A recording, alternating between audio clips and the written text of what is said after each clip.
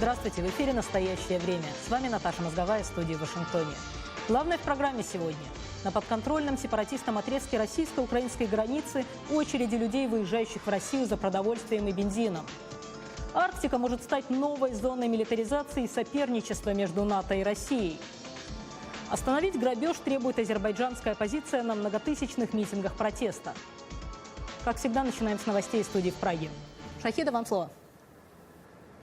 Спасибо, Наташа. События дня в настоящем времени из Праги. Я Шахида Якуб. Здравствуйте. Государственная миграционная служба Украины утверждает, что более 100 граждан России обратились к ним с просьбой о предоставлении политического убежища в Украине. Напомним, что в 2013 году подобных заявок было в 3 раза меньше. Основная причина – преследования со стороны властей из-за критики военного вмешательства России в конфликт в Украине. С некоторыми беженцами встретилась моя коллега Юлия Дрозд. После преследования со стороны российской власти журналист Дмитрий Шипилов решил покинуть историческую родину и переехать в Украину. Несмотря на то, что украинские пограничники не хотели пускать его в страну, с помощью адвоката и друзей Дмитрий смог оказаться в Киеве. Легализовываться, разумеется, буду. Ну, если не получится, я прекрасно могу сказать, почему может не получиться, потому что все-таки миграционная служба Украины воспринимает Россию как правовое государство. Как правовое демократическое государство, где есть справедливый суд. То есть при том, что этим государством развязана война, да, какие-то вот такие логические нестыковки возникают. В России Дмитрий отбыл срок наказания за публикации в блоге, которые были признаны оскорбительными по отношению к представителям местной власти. Опасно в России уже быть вообще человеком, который просто имеет свое собственное мнение, отличное от того, которое навязывается большинству. То есть там случай с Немцовым, он вопиющий, и это вообще квинтэссенция всего того, что происходило последний год в России. Андрей и Татьяна статус беженца уже получили. Они приехали с Алтая еще в апреле прошлого года. Решение приняли на следующий день после того, как сотрудники Центра противодействия экстремизму провели обыск в их квартире и допросили Андрея. Причиной этого стал пост в соцсети в поддержку Украины. Пост был опубликован до расстрела на Институтской, вот когда только самые первые смерти на Майдане начались. Вот. Этот пост оскорбил одного моего френда, моего знакомого. Он написал через сайт Генпрокуратуры заявление, которое послужило основанием для возбуждения уголовного дела.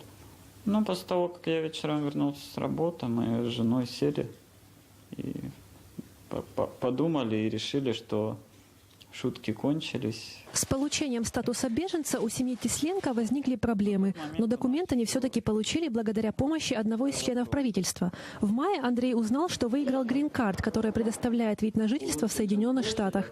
После ряда неудач с поиском работы в Украине, семья решила готовиться к переезду в Штаты. Для того, чтобы получить грин-карту, нужно, во-первых, загранпаспорт, которого у нас не было.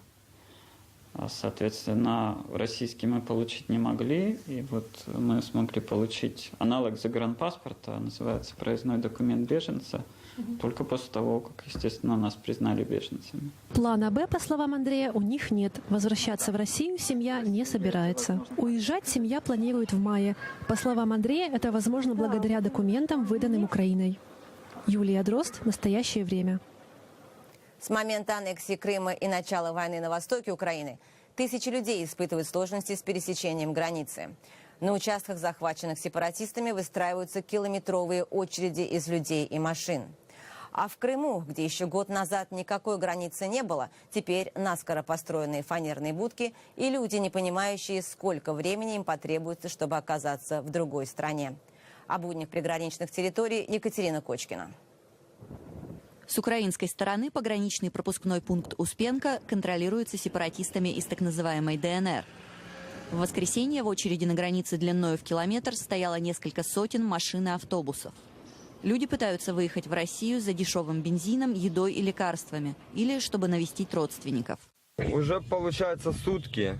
Вот, ехал в гости до родных. Ну, уже получается как бы только заправиться назад, так как завтра уже рабочий день.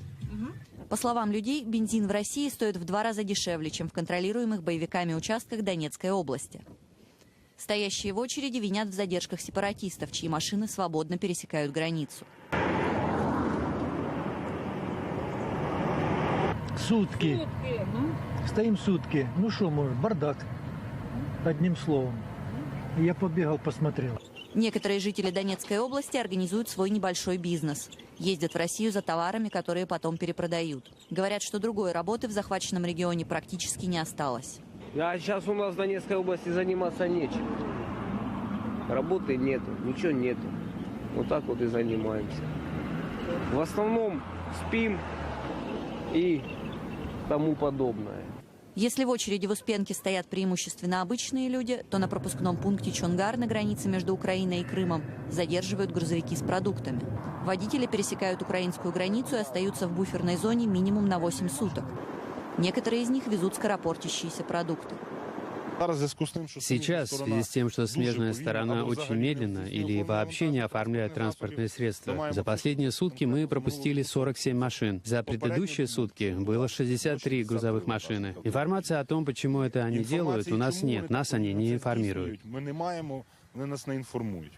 Один из российских пограничников в неофициальной беседе с нашим корреспондентом рассказал, что задержки связаны с требованиями безопасности. Крымская сторона проверяет компании, владеющие грузовиками. Романенко. Все, будь ласка, ви старша група. И куда нам? Вы нам расскажите. Далеко это? Из-за отмены транспортного сообщения между Украиной и аннексированным полуостровом рейсовые автобусы высаживают людей в Чонгаре. 4 километра буферной зоны люди преодолевают пешком или на такси, которые в избытке припаркованы на ближайшей заправке. Здесь пункт автомобильного контроля, въезда и выезда, железнодорожного соединения с Автономной Республикой Крым, как и автобусного, тоже сейчас нет. Пока потоки людей пытаются пересечь границу, украинские пограничники роют траншеи и окопы. Опасаются нападения со стороны Крыма. Екатерина Кочкина, «Настоящее время». Ну а в самом Крыму, спустя год после аннексии полуострова России, местная власть национализировала предприятие на $1 миллиард. К такому выводу пришли журналисты газеты «Нью-Йорк Таймс», проводившие расследование. В собственность полуострова перешли активы компаний, принадлежавших как украинским олигархам, так и российским предпринимателям. Подробности в репортаже наших коллег. Когда-то здесь снимали фильмы Тарковского, Гайдая, Чухрая. Сегодня на Ялтинской киностудии разыгрывается совсем другая драма. Ее владельцы, братья Аршиновы, уже полгода судятся с крымскими властями. После присоединения полуострова к России чиновники решили национализировать студию. На территорию киностудии зашли люди в черной форме и положили всех наших сотрудников и всех наших арендаторов на пол. И в этот момент были опечатаны все помещения киностудии, и нас перестали пускать на киностудию. В этот момент шли съемки 2 фильмов. Власти говорят, что лишь возвращают в госсобственность те предприятия, что раньше были выведены из нее мошенническим путем. Так, например, по словам Сергея Аксенова, Ялтинская киностудия досталась Аршиновым по цене в 20 раз ниже рыночной стоимости. Жуликами Аксенов называет и владельцев Крымавтотранса. Люди в масках пришли в их офис еще в сентябре. Вооруженные люди в масках, которые не являются правоохранительными структурами, это было народное ополчение, оно было захвачено. Было захвачено физически, то есть пришли в кабинеты, пришли на все автовокзалы, забрали у инкассаторов деньги. Народное ополчение подчиняется напрямую главе Крыма. Адвокаты захваченных компаний говорят, что приходят они в первую очередь в самые прибыльные предприятия. Сам Аксенов называет национализацию вынужденной мерой и отрицает личную заинтересованность. Мы не ставим перед собой целью личного обогащения. Мы пришли работать на репутацию, поработать на страну. Считаем, что сегодня можно как раз все восстановить. В собственность полуострова перешло также все имущество оператора связи Укртелеком. Он принадлежал самому богатому украинцу Ренату Ахметову, и 87 объектов группы «Приват» олигарха Игоря Коломийского. Ни о каких компенсациях речи не идет. Впрочем, то, что такая политика может отпугнуть от полуострова всех инвесторов, поняли даже сами власти. 1 марта в Крыму официально завершили процесс национализации. Последнюю неделю самой обсуждаемой темой в российской блогосфере было исчезновение из медийного пространства президента Владимира Путина. Несмотря на то, что сегодня он появился перед камерами, люди продолжают размышлять о том, где был российский президент последние 10 дней. Всякое бывает, в принципе. Но я уверен, что он просто, еще раз повторяю, у него дел немало. Не то, что у меня. Ну, наверное, с женой. А Я у него так есть думаю. жена? А как же, есть, очень симпатичная. А я думал, он развелся. Нет, он развелся и женился. Но он, не, ему не дыхать некогда, вы что, он работает. С женой? Ну и жена работает, и он работает. Они вместе работают. Ну, я думаю, он занимался делами. У меня нет тревожных ощущений по поводу его отсутствия в эфире. Может, в Брюсселе. А что он там делает? Ну, там обычно всякие вопросы решаются, нет? Нет, он не может резко пропадать. Если он куда-то поехал, или он может поехать отдыхать, он имеет полное право на это. А если едет куда-то на какие-то договоренности, где-то какие-то там на конкуренции, на конкурс или там на что-то другое, это имеет полное право. Он даже не может, он даже докладывать никому не будет.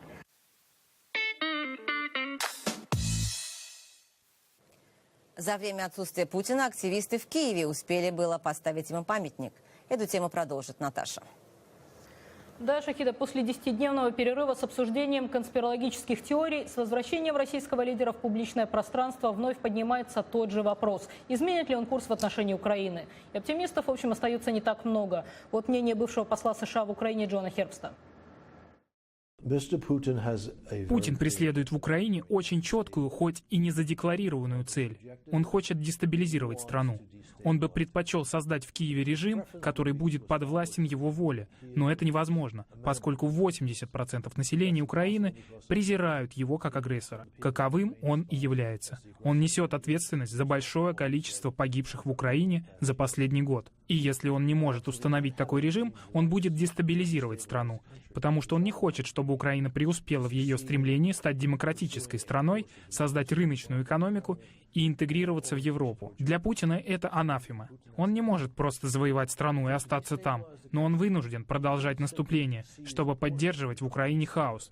Это то, чего мы можем ожидать. Но дипломатические усилия продолжаются. Президент Украины Петр Порошенко находится в Германии с двухдневным рабочим визитом. В интервью изданию Bild он обвинил Россию в многократном нарушении режима прекращения огня, призвал Запад реагировать усилением санкций и назвал проведение чемпионата мира по футболу в России, который запланирован на 2018 год, немыслимым. Порошенко встретился с президентом Германии Йоахимом Гауком и канцлером Германии Ангелой Меркель.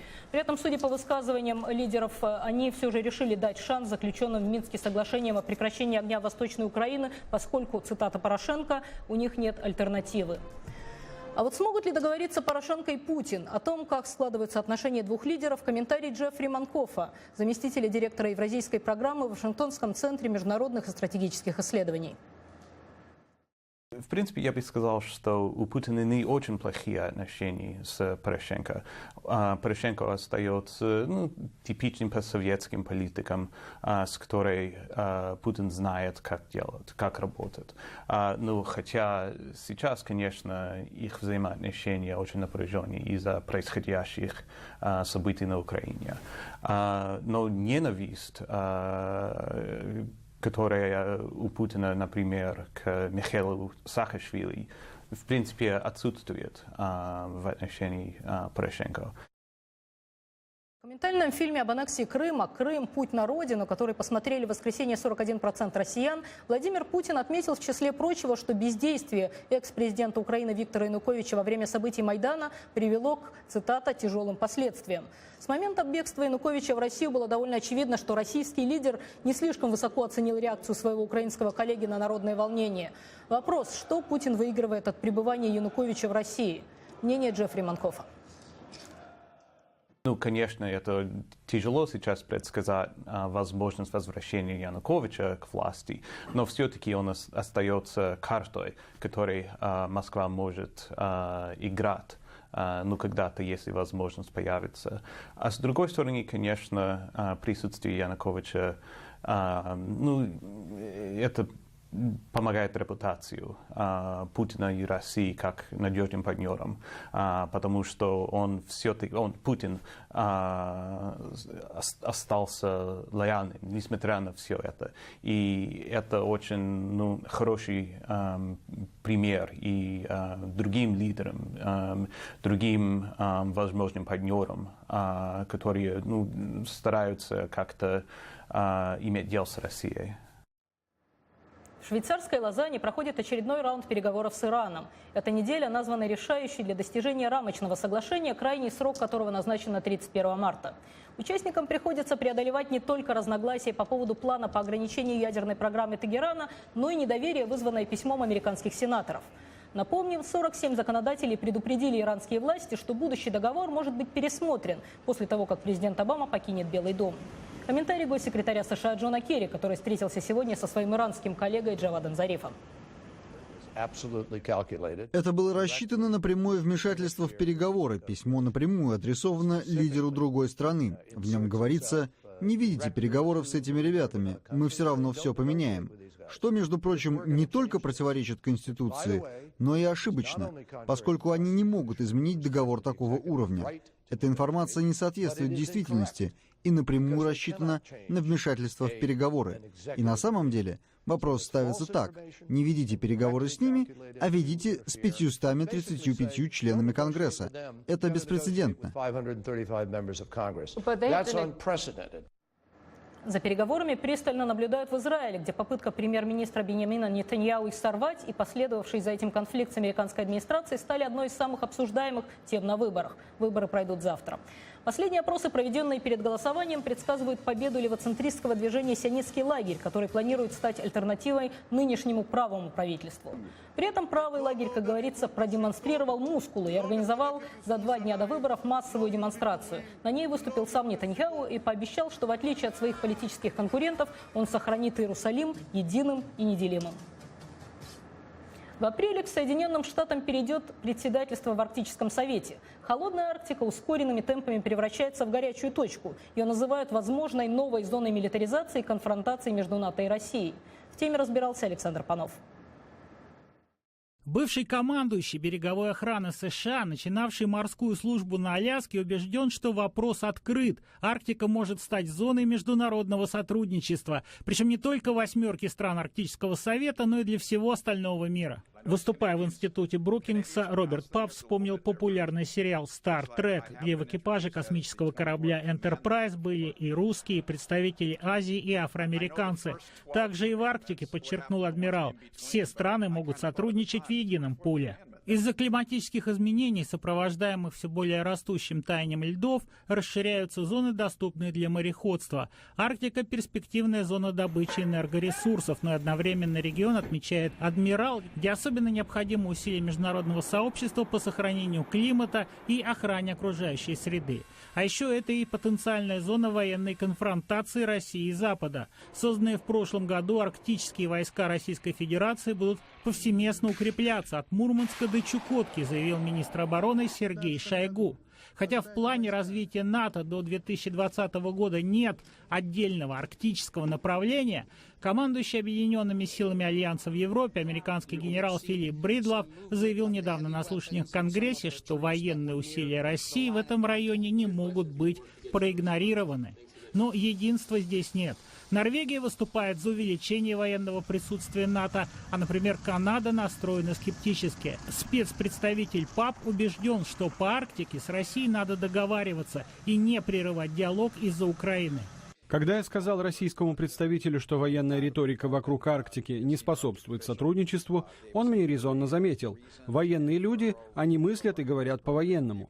Важны не намерения и заявления, а то, что происходит в реальности. Спецпредставитель США по Арктике заявил, что двухлетнее председательство его страны в Арктическом совете, в который также входят Канада, Россия, Исландия, Норвегия, Дания, Швеция и Финляндия, будет направлено на сотрудничество, на развитие амбициозных проектов. проектов, в которых должны участвовать все, в том числе и Россия. В отличие от моего друга генерала Бридлова, отвечающего за военные вопросы, моя миссия предполагает более прагматический подход. Для российской стороны абсолютно правомочно строить в Арктике новые поисково-спасательные станции и переоборудовать летные поля.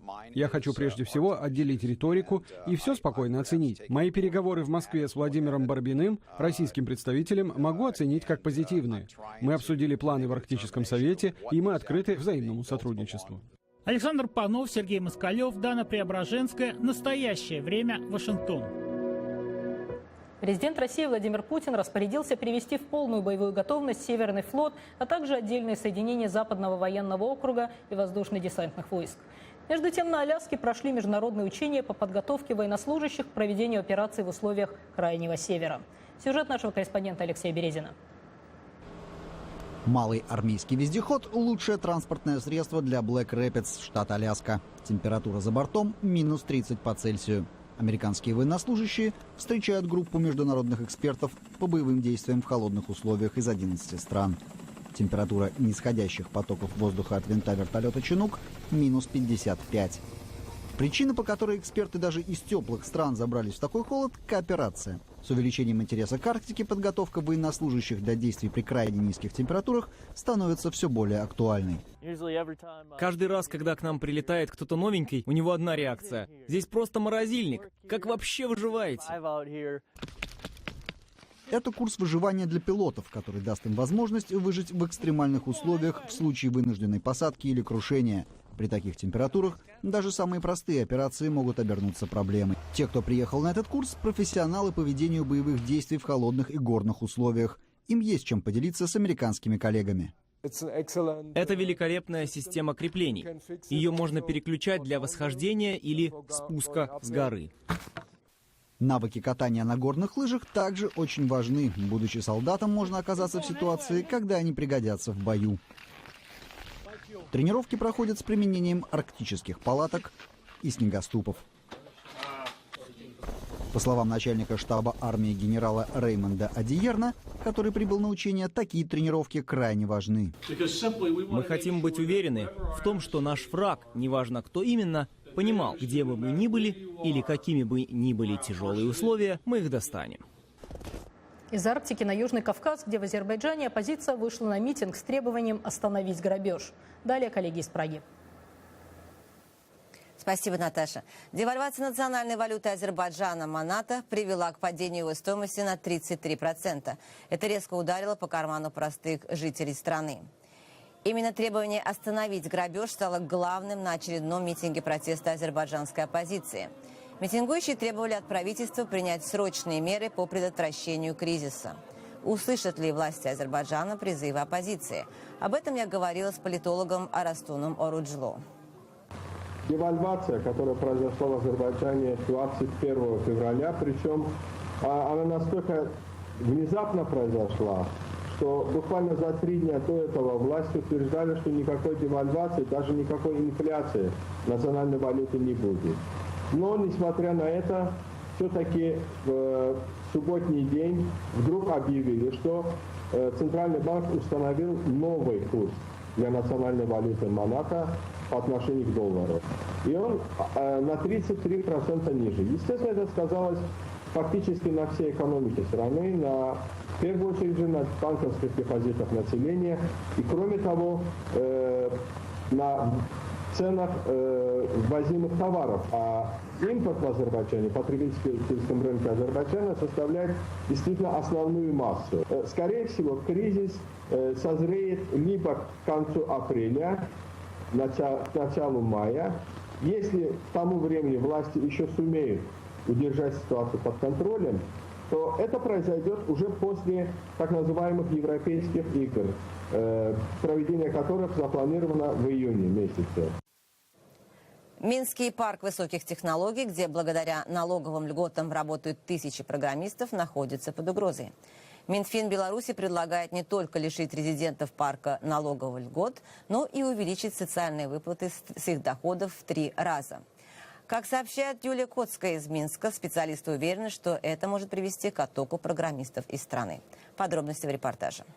В парке высоких технологий действует льготный режим налогообложения, который не только привлекает в Беларусь тысячи программистов, но и стимулировал рост этой отрасли в 30 раз и, соответственно, увеличил валютное поступление в страну.